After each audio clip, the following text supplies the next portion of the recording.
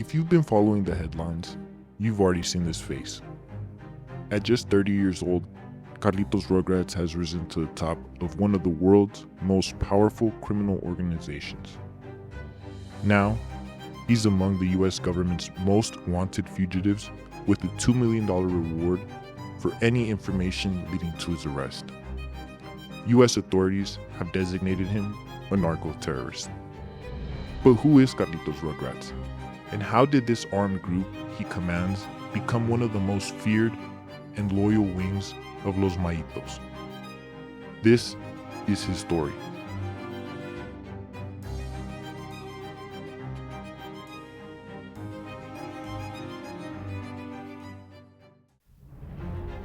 Born in La Laguna Colorada, Sinaloa, a small rural town only 26 minutes away from Mazatlan.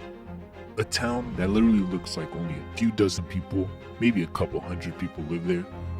A few small corner stores, a few food spots, and literally a fish market. This is where one of the most powerful men of El Mayo Zambada's organization is from and has its stronghold. Carlitos Rugrats came from the school of Los Antrax, one of the cartel's most feared group of sicarios, led by El Changuito Antrax at the time. Carlitos became one of El Changuito's protégés at a very young age, giving Carlitos a direct line to El Maito Flaco, the Maiza's now boss and son of El Mayo Zambada. After learning from El Changuito Antrax and the Antrax organization, Carlitos started his own armed wing of hitmen and soldiers, now infamously known as Los Rugrats. Now, who are the Rugrats? Well, from federal documents, we know at the very least who is at the top and running this fraction. The leader of Los Rugrats is Carlitos Alberto Paez Pereda, who we already know. A ruthless, hyper-violent man. Now, why is he so essential and important to the Sinaloa cartel? Well, he's offering Los Maitos complete tactical support, weapons, and a fully vertical and integrated drug business.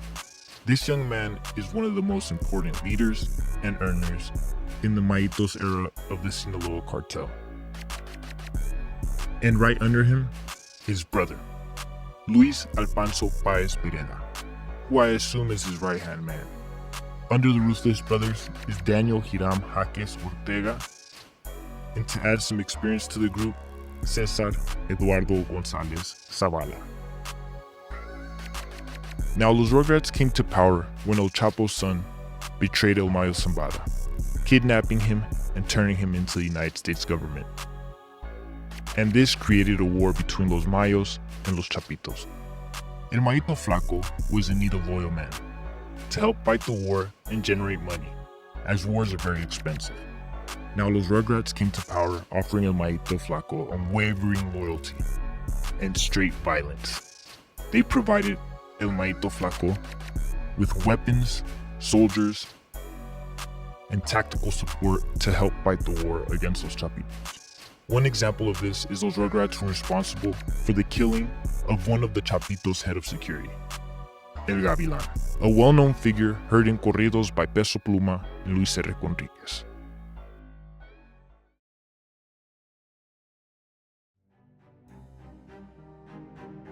Now, Los Rugrats aren't just some super violent sicarios. On the contrary, Carlitos also offers a fully vertical business operation, providing hundreds of millions of dollars to the Maitos. It all starts in or near Laguna Colorada, Sinaloa, where Carlitos was born and has a stronghold. Nearby, he has labs working tirelessly to produce America's #1 problem, fentanyl. Carlitos has crews producing and pressing millions of little blue fake 30-milligram oxycodone pills. They pack and load up trailers and transport thousands of kilos directly to Chula Vista, California, crossing the Tijuana border. Using Chula Vista and San Diego as a strategic distribution point, they then take millions of dollars of drug proceeds and use one of his 16-plus legitimate businesses, like Guadalajara's well-known bar chain, Botanero 21, to launder and clean the money, generating hundreds of millions of dollars to the Sinaloa cartel. And let's be honest, In terms of business, this man is young, smart, and ambitious. Unfortunately, the path he chose will eventually lead him to either prison or death. Now at the moment, Carlitos and his crew are an essential and often considered the Sinaloa cartel's number 2 in charge. What is crazy is recently he was seen in a Facebook video eating at a seafood spot with only 4 people.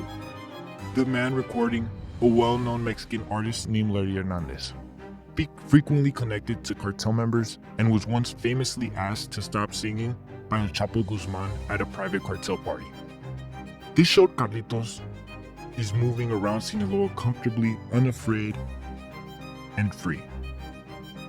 Now, what do you guys think? Is Carlitos Rugrats being uncareful and risking being captured by the feds? Or is he another cartel boss headed to the top of the organization? And what do you think about Larry Hernandez? Did he make a big mistake by posting this video online? I mean, he's been getting flooded with messages asking about his connection to Carlitos, but he keeps denying it. However, the video kind of tells a different story. Now, another video which was seen around the web is Carlitos actually responding to this. And I'll just post this and you can see for yourself. Formado de la Malliza, ahora comenzó a circular otro video que está dando de qué hablar. En las imágenes se ve a una persona que sería el mismo Carlitos Rugrats, mostrando las famosas cachas que usan los Rugrats, mientras de fondo suena el corrido dedicado a ese apodo y aparece un sombrero de la Malliza. Lo que más llamó la atención fue el mensaje que lanzó. Así nomás para que sepan a la verga. ¿Cuál es Hernández, bola de vergas?